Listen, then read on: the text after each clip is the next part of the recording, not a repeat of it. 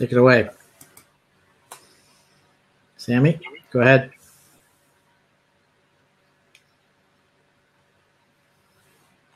Sammy, we're live. All right, I think there's a technical issue going on here. So I am Dr. Bart Rademaker, Prescription for Your Transformation, Real People, Real Conversations, and Real Success. And I'm actually in the world of personal development, and I feel very fortunate that I'm in that world, mainly because of all the incredible things that I'm learning consistently and constantly. And it's giving me that opportunity as well to coach other people and teach other people with that as well. And so today was pretty amazing because I underwent this assessment. I love assessments. It's all about understanding who you are. What are you all about? It's that self-awareness. I learned a concept today that, you know, the best leaders in the world are the ones that are really self-aware about themselves. And so one of the things that I discovered was my desire for creativity, my need for creativity and freedom and expression. And all these things resonate with an amazing event that's happening in the desert every year. And what's exciting about this event, it's that place where you can just be yourself. It's called radical expression of self. But more importantly than that, it's where you develop your own expansion because of the people that you get exposed to the things that you get to be exposed to.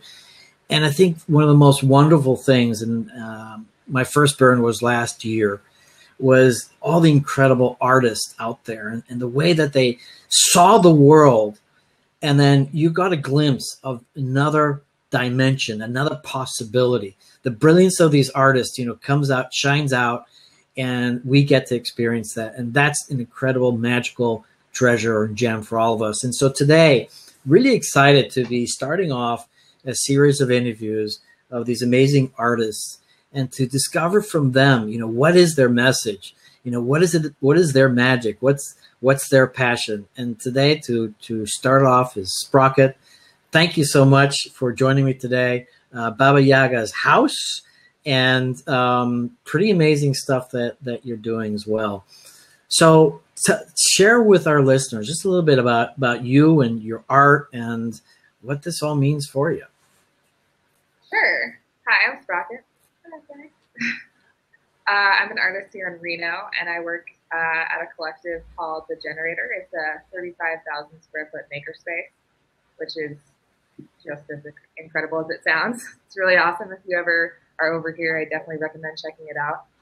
And I'm making an honorarium project called Baba Yaga's house for Burning Man this year, and it's a giant house, giant witch house on chicken legs. That I have a huge, amazing crew, and yeah, we're just making this community art right now. So one of the things that I really enjoyed, you know, talking to you beforehand is, you know, the essence of the work of Baba Yaga's house. And I think it's important because, you know, one of the things that's cool about, you know, what it is that you're doing and what many artists are doing there at Burning Man is really bringing up things that either that are out of their, not necessarily comfort zone, but it's sometimes things that they really don't want to address. And so that's part of what Baba Yaga is all about. It's that duality, as you were talking about, the kind of dark side and light side. So explain to us what Baba Yaga, what it really represents, and actually, how did you find it? Yeah, so I mean, the most well-known story is Vasilisa the Beautiful, which is where Cinderella comes from. You know, it's pretty similar. It's this idea of you know, Cinderella, Vasilisa, the daughter of this man who marries this woman, and then she's pretty evil, and she has the two daughters, and you know, that whole trope. And the fire goes out in their hut, and the stepmother's like, I'm going to get rid of this person, this, you know, annoying Vasilisa once and for all, and I'm going to send her to Baba Yaga, the witch in the woods, to get fire for the hut. And so Vasilisa goes there, and she has a doll that her mother gave to her before she died, and the doll's spirit and the spirit of her mom help her to outsmart the Yaga. Hey. Right. And then the Baba Yaga gives her a flaming skull, and she takes the flaming skull back to her stepmother's house, and the skull actually sets fire to the stepmother and the stepsisters and kills them. So it's, and it's a classic, Slavic fairy tale, or if you've heard like, Grimm's fairy tales or German fairy tales, it's dark, like there's an aspect of it where you kind of get what you deserve. And, and you have to like be crafty about it, and you have to have some guidance. I like all those aspects of it. Okay. So are you getting what you deserve today because you've been ignoring your little girl? She wants a cookie. She wants a cookie. Kids are amazing. They figure out our trigger points where they can get the most leverage, and just amazing. They're geniuses at this. So now she's not coming with you to Black Rock City, is she? I'm trying to make that happen. Is that right? Awesome. Yep. I've been aside from family and Yaga, I'm actually renovating a 1956 Shasta trailer. Oh, wow. I can bring with me. So it's something I really want to happen, because it's Baba Yaga is also this ancient crone mother, and there's a lot of mothers and grandmothers on this crew, and that's really important. And there's a lot of fathers on this crew who have daughters. So there's just a lot of this like matriarchal, like power matriarch thing going on. And so I really want to be able to bring Elliot, bring my daughter, and have her come and see it. Plus all for aunties and her cousin grandmommy, whatever, people are going to be there. And I think it would be so beautiful. So that's a huge goal. Yeah. Well, that would be totally awesome. In fact, I was trying to bring my own son with me this year. He's a little older. He's actually in his 20s. I'm not sure he's going to make it. He's finally very committed to what he needs to do in life and build his own career. But let me ask you this in regards to the house. I mean, describe for us, what does it look like? So we should have had some pictures today. Maybe I can post some pictures later on and tag them with, or maybe you can, if you want, tag some pictures on it later on, because when I first saw that, I said, wow, this is pretty cool. This is very unique. And one of the things, for people out there, and unfortunately there's a lot of misconception about what Burning Man really is. And I'm now a lifetime burner because it's such a beautiful environment, and people working together, respecting each other, and just that opportunity to, feel really quite free and be that person that is actually hidden from society because of whatever reason. And so, so your house is really cool. So if you were to describe it, how would you tell somebody what it looks like? And so the most iconic, amazing thing about her house is that it's on chicken legs. Okay. So imagine basically like a tiny house, a 2-floor tiny house that is very ramshackle and has existed in the woods for thousands of years. So that on top of 12-foot tall metal chicken legs. So what it's quite big actually. So can people actually get into it or not? Yeah. It's 10 by 16, and then it's 16 feet tall. And then that whole thing is on top of a deck. It was going to be wraparound, but now it's just 3 sides because we consistently add different creepy elements to it. We actually have to stop at this point because it's I feel like every time we have a work session, somebody's like, but what about this? And then, then it goes off on its own. So it'll be the house on top of the deck, and then 2 staircases with the chicken legs. So is your background as an artist? I mean, are you designing the whole thing with everybody else's input, or, with drawings? And because that's not an easy and straightforward task, I'm sure. Yeah. So I actually have 0 formal art training. Absolutely none. Awesome. Even better. I took maybe 1 class in high school. And that's kind of one of the cool things about Burning Man, right? If you want to make art, I would suggest getting on some sort of crew, whether it's an art installation or it's an art car or it's a theme camp.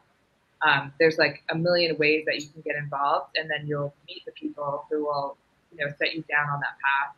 And also people will see the things in you, you know, the like your natural abilities, and then that just kind of gets fed by the community, and then you just, you know, keep going and keep growing. Right. Right. Like I talked to this person on the Blazing Lily Gals cruise. She's from Calgary, and she's an accountant during the day, you know, and like just in the last couple of years, she started making art. And I think there's a lot of us who just didn't have the resources or exposure to making art. And like, you know, you're on your own, your like own little path of like, okay, stability and a job and whatever. And art, you know, doesn't really factor in, but it's like something that you've always wanted, you know, like in the back of your heart and mind. And then you come to burn, and that's kind of like set free. Mm. So yeah, and I would say that pretty much 99% of my crew is not artists or don't have an artist background. They're craftsmen. So they, you know, they're a construction worker or a contractor or a sheet metal or a steel worker.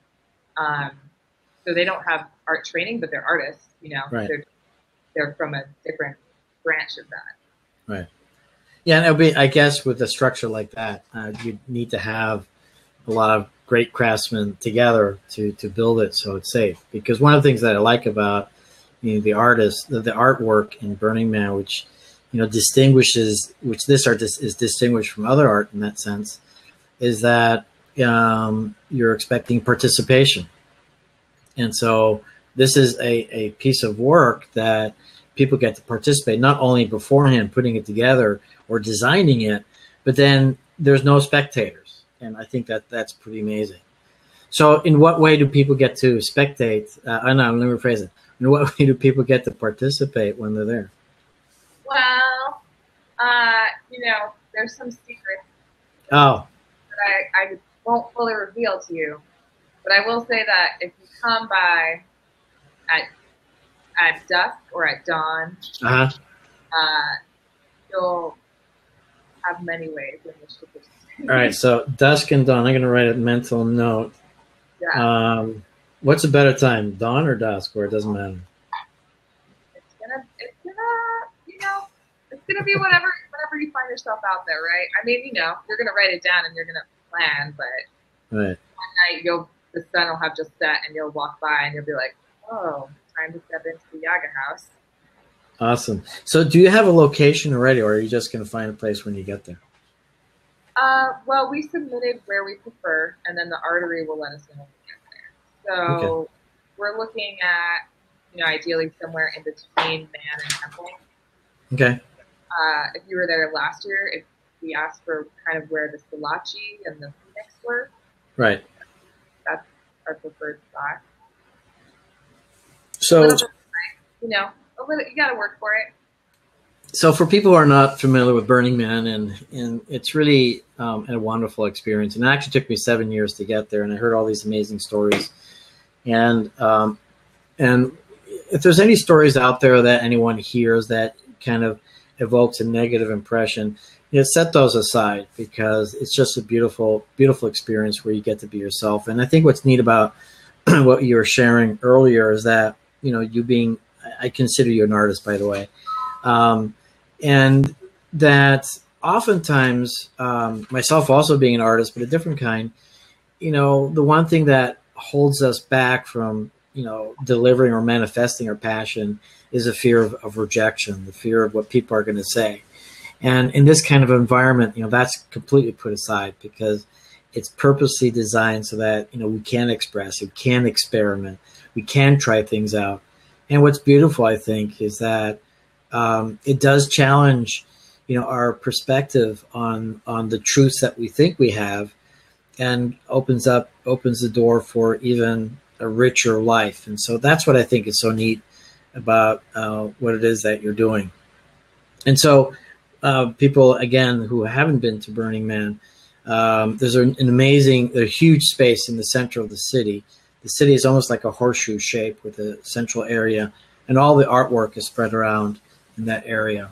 And so you get to walk on the desert, really fine sand, and just see all the different things. And my first burn was last year, and I was trying to race and see as much as I could, and realized at the end that I only saw a very small fraction of everything that's out there. It's the stuff out there is just unbelievable. And so I'm really excited to have you come. But it takes a lot of work, a lot of people working together, and that's probably a pretty neat experience in itself. Yeah, I mean, making art and community is my absolute favorite thing. I love that. It makes me so happy. We have a very multi-generational crew. Mm-hmm. So seeing my daughter, who's 2, and she has her own little fake impact driver, and she's fake screwing in stuff. And then I have other members on the crew who are in their 50s and 60s or even older, and they are using a nail gun for the first time, a compressed nail gun. And then it's just a wide variety, and it feels so natural and so tribe, and we all bring something different. And we're all we're doing this in a really different way because we have 9-to-5 jobs and we have kids and we have other responsibilities. And then we, I think when you're younger, you get to go to the bar, you get to go to shows, you have different outlets. But for us, it's our time spent with our friends, spent together, is building this project in this daily space. And it just helps you because you get lost and you feel like you're a worker or you feel like you're a parent, or you're a partner, and to have another facet of yourself in another role is really refreshing. Every time I come back from the studio, I'm really exhausted, but I also have so much more gratitude for my family and for my community and for Reno, and it's just I just need that put into perspective for me. So And I think that's lacking in so many people's lives. Honestly, I think we get so caught up in the daily routine that oftentimes we just have to escape, and the way we escape is probably either watching sports, going to the bar, watching a movie, that kind of thing. And not to knock any of these things down, because truly there is that benefit of kind of time out, relaxing. But the truth is that we are human beings of being something and of meaning and having a purpose. And so what's cool about this and what you're doing with a group of people is you're creating something. It has a purpose. It has a meaning. It might even just be short-lived, but for now, it gives a much more wealth and fulfillment and happiness, I think, because you're doing this. I mean, what are your thoughts on that? Yeah, absolutely. I mean, we've all gotten so close, and it's just another support. It's another little family, another place where you can go and talk about your problems and have your own buddies. That's just it's separate from your family member. And gosh, I just value them so much. Really looking at my crew working together, yeah, it makes me want to cry.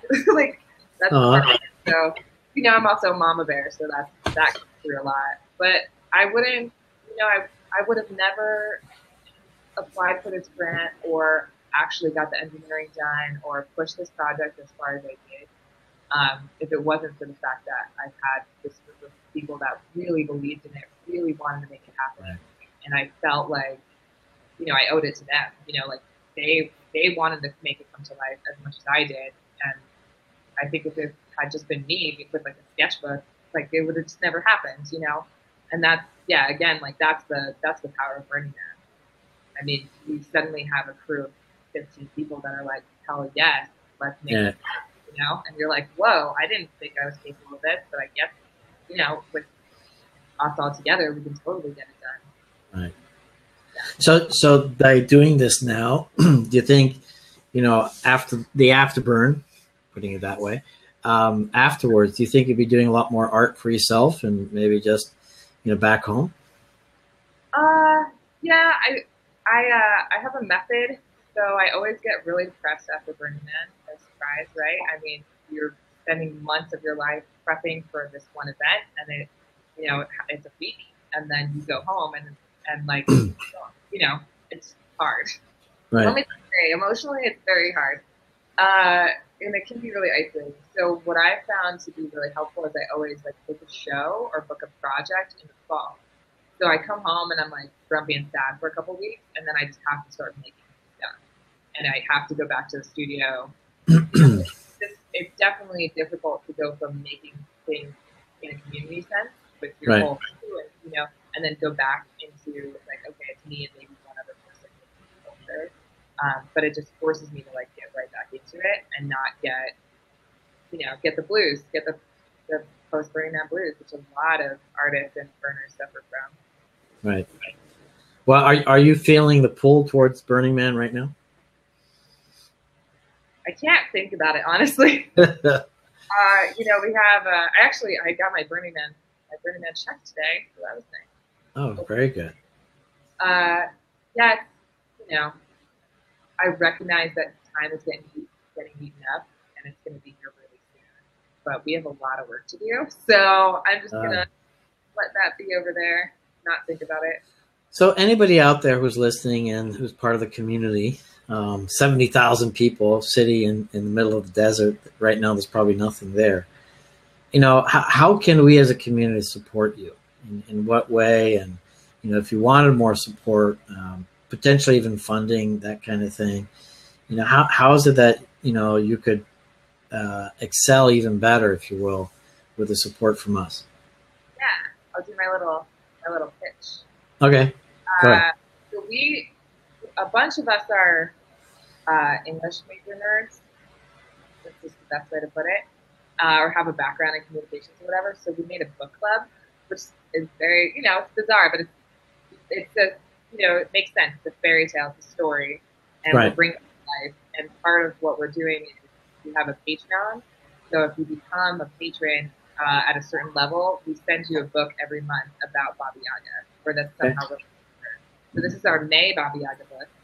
Oh, great. Awesome. But, we wanted to figure out a way to make people a little bit, like, know more of the story and more committed to the piece and just, more, a way to just have it be more than just like, oh, I'm donating, which, like, obviously giving us donations in any form is awesome. It costs a lot of money to do this, and all of our labor is free. It's literally like 20 volunteers just donating their time, and that's how, all of ours is made. So, Right.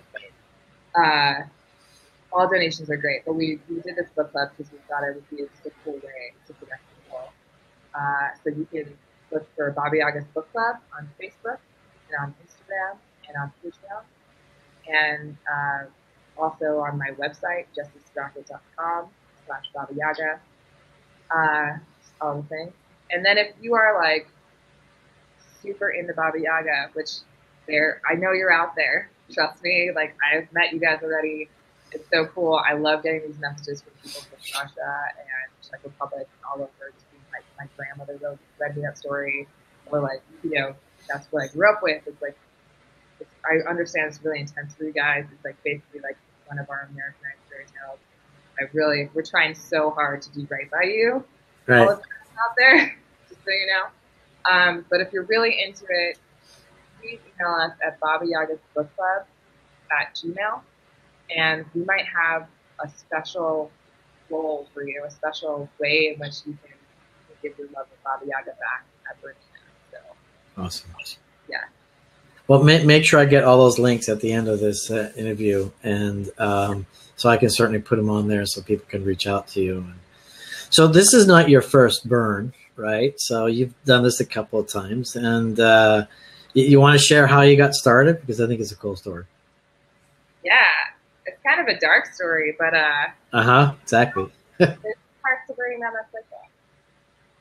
I'll do the full story. So I lived in Philadelphia in a collective house, or tree house. Oh, it's like very personal already. I like feel it.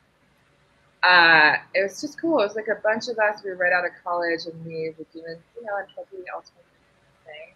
And one of my friends that lived with me, Dylan, committed suicide like a couple weeks before Burning Man, and I couldn't I was a preschool teacher at the time, and I couldn't even work anymore, just being so sad, and the kids just being like, what's wrong, and it was just really painful and rough, and I just didn't know kind of what direction to go in with my life. Everything really felt, when you lose something like that, when you lose an amazing person that matters a lot to you.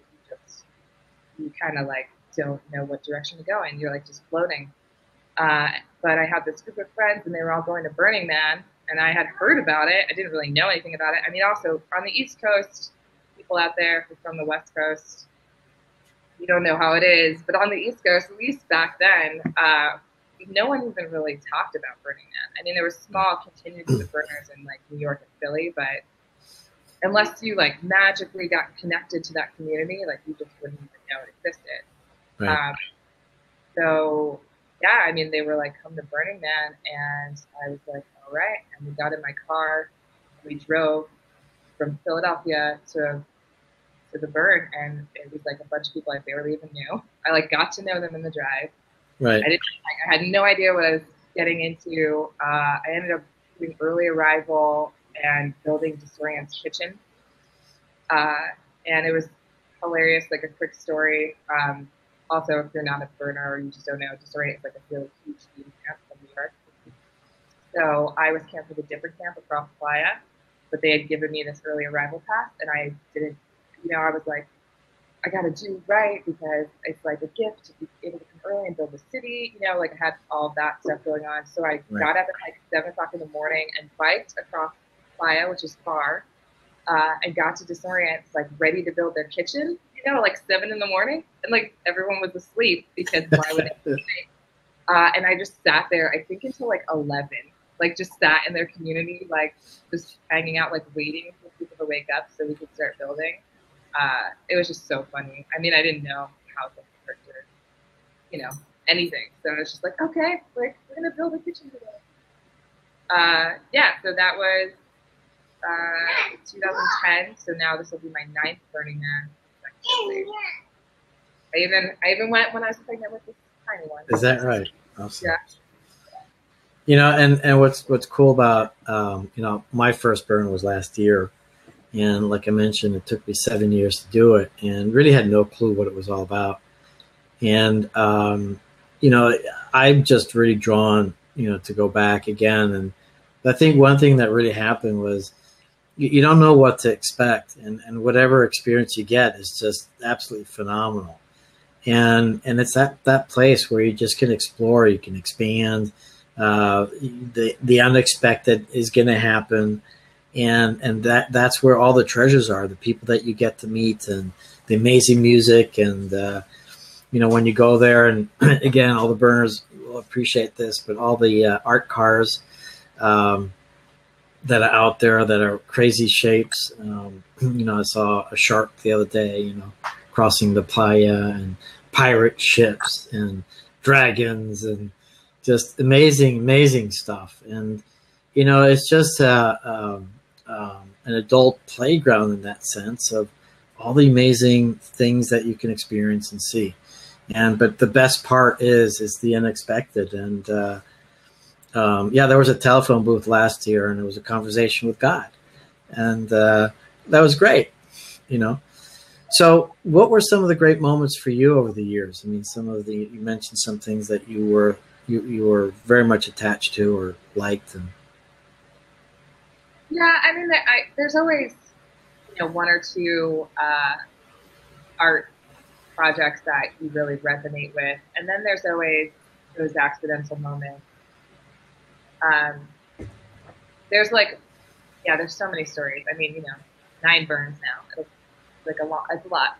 But it's cool. You just, you have random kismet things. Like I met this guy in Kentucky, like years ago, and then he randomly was walking by my camp in like 2011, and he was like, "Whoa, Sprocket!" And we like had this awesome moment, and we're like hugging, and I'm like, "Haven't seen you in so long."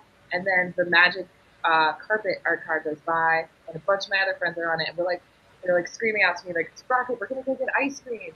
And I think her ice cream only happens for an hour, whatever. So they were like all floating on this magic carpet to get ice cream, and I like looked at Vinny. Oh man, like I really want to connect with you, but I also want to jump on this magic carpet. And he was like, just go, just go on the carpet, and I'll find you later. And I don't even know. It sounds so silly, but like those tiny moments of just kismet magic, you just can't. Right. Yeah, and again, but you have to be prepared, right? I mean, it's. I remember one night, I went with a group of people, and they had a very specific plan. We were going to go to the Cirque du Soleil camp. I don't know if you went there with the globes or the igloos. So we danced all night, but I was totally unprepared for that because I didn't have any water with me.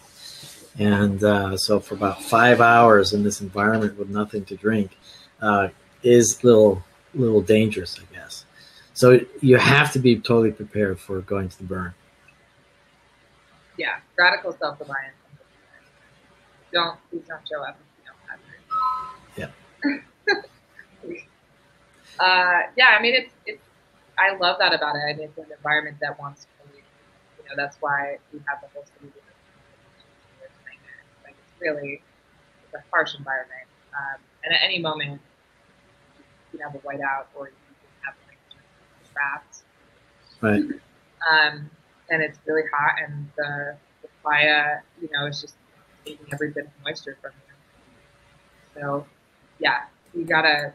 My advice is like in your backpack, have water, have applesauce, have some pineapple, have a Cliff Bar, have your dust mask, goggles, baby wipes, and your size and a knife. I mean, I think with that, you're pretty okay. Have a cup, because a cup can be, you can accept food and you can accept drinks or, a bunch of different things. So.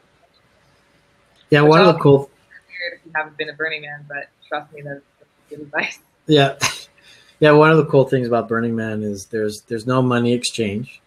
It's all by gifting, and so you have so many places you can go to, and they're serving food or drinks or other kinds of beverages, and that's a neat thing. But I think what was key for me too is in this world, perhaps a lot of us haven't really quite learned how to take responsibility for our lives.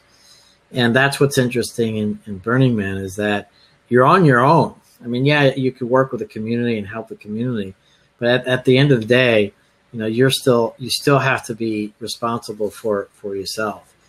And so my question for you, I mean, what are some of the things that you've brought home for yourself, having gone there, besides having a great community and tribe that you get to work with, but also just personally, I mean, how has that changed you in your life? I mean, I think the burn really reveals a lot to us, right? You're in this harsh environment and you get dehydrated really quickly, and hot quickly, and it really pushes a lot of buttons. And it also, like, I always have at least one day that it's just not a good day. Right. There's just one day where like nothing's going right and it's really difficult, and it's usually like when I've been there for like 4 or 5 days already, and I'm like, you just get to a level of dehydration and exhaustion. And like those are the moments when you kind of hit a wall and it's really obvious, and then you have to make a choice, right? Like, you're going to lash out at people around you, or you're going to get really grumpy, or you're going to get really upset, and all of that's fine. And you just have to have a certain level of like witnessing that, understanding, and then moving forward. Yeah, it's always a moment when I have to kind of make a choice about what direction I'm going to go in. Right. And I mood, and then I feel like that helps to like unlock a new piece of myself. So as we're wrapping up,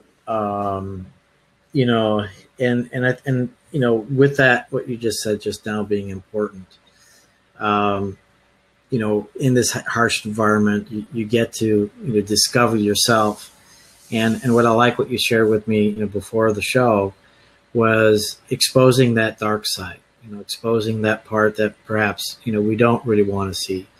And if we're smart enough and we can outsmart that dark side, then we can overcome. And so I did ask you a question, before, what do you like in real life? Are you that one that confronts and shocks people, and you're not? I mean, I think I'm a very, I don't know. I think I'm a pretty straightforward and blunt person. I'm from New Jersey originally, like right outside New York, so I Uh, kind of say what I feel. I don't. There's not a lot of editing that happens. no, And no filter, right?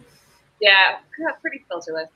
Um, and yeah, I mean, I think people have definitely been like, oh, I was afraid of you at first, or I thought you were mean or something like that. Like then they like figure out who I actually am, and they find out that I'm just kind of like a mushy weirdo, like that it's actually, I'll fight for the people I love and protect them, like the mama bear thing. Um, yeah, and there's that sense of duality within us, and that sense of the dark self and the light self, and um, Baba Yaga is very much that. I think we all have that within us, and it's something we're constantly learning and growing and figuring out, how to walk that middle path. Um, and yeah, so much of that project or this project is about that, about like the house being terrifying out front. The whole thing is tilted. The entire house is tilted like down and on a slant, so it's literally like looking at you, like peering at you, and it's going to be overwhelming. If you're not in the right headspace, I think it might be, yeah, a little jarring. But if you go inside, I think you'll find that it's not as dark as it seems, and also it's going to be your perception, right? Like if you think it's just terrifying, you might have that experience. But if you're open to working through that darkness, there might be some really beautiful light within that. No, that's awesome. And I just realized now that I had some repressed memories of seeing images of Baba Yaga's house when I was a kid, and it was kind of frightening, actually. Now that I think about it, and it was like, okay, no, I don't want anything to do with it. And so I'm very much excited as an adult then to go visit you there and have a whole new experience about what that is. And truly, that's what life is all about. And so I really want to honor you for having the courage to do something like this, and so something so magnificent, because it's part of our culture, and maybe not so much our culture, but certainly the Slavic culture, but it is part of our culture. And duality is certainly part of our life. And as much as oftentimes I think we in the Western world choose to ignore that, we do have that duality. It's the yin and the yang. It's the black and the white. It's the light and the dark. And it's all of that. And, life is in balance. And what's neat about the kind of work that you're doing in the environment that you're doing it, there's a lot of safety. There's that security. It's safe to be free, and it's safe to discover, and that's what I love so much about Burning Man, and obviously the kind of work that you get to share. So with that, what are some final things that you'd like to share about you or your work or your tribe or Burning Man as we wrap up our show today? I would say call your grandma. Call up your grandma and ask her for a story. Have a story ready, because I might want to hear your story on Playa. I want to know what your babushka has to tell. And also, we're going to have a camp on Playa, and I'm not going to tell you guys where it's going to be or what it's going to be called. Oh, okay. Really want more information about Baba Yaga, and if you really want to receive a special Yaga gift, look for people in the house that'll lead you back to our parents. I love it. Absolutely. So everybody going to Burning Man, go find Baba Yaga, go find the camp, and it'll be an amazing gift. So Sprocket and Elliot out there, thank you so much. Really honored today that I get to interview you, being the first artist from Burning Man that I get to interview on this platform. This platform means a lot for me. It's about sharing the message of the rest of the world to the world. It's that way that we get to experience different things that we didn't know were out there, simply because this is what that platform's all about. Prescription-free transformation, tapping into your own authentic genius, You know, just tapping into that brain intelligence, body intelligence, and energy intelligence that's out there. Just discovering new things that make a difference. And as this little girl here gets to experience all of that at a young age, that is just so terrifically awesome. So again, Elliot and Sprocket, thank you so much. I look forward to meeting you both at the playa. And Sammy, just take it away. Let's wrap it up. Sammy's my producer, by the way. Hopefully he'll have my. Hopefully you'll have the outro.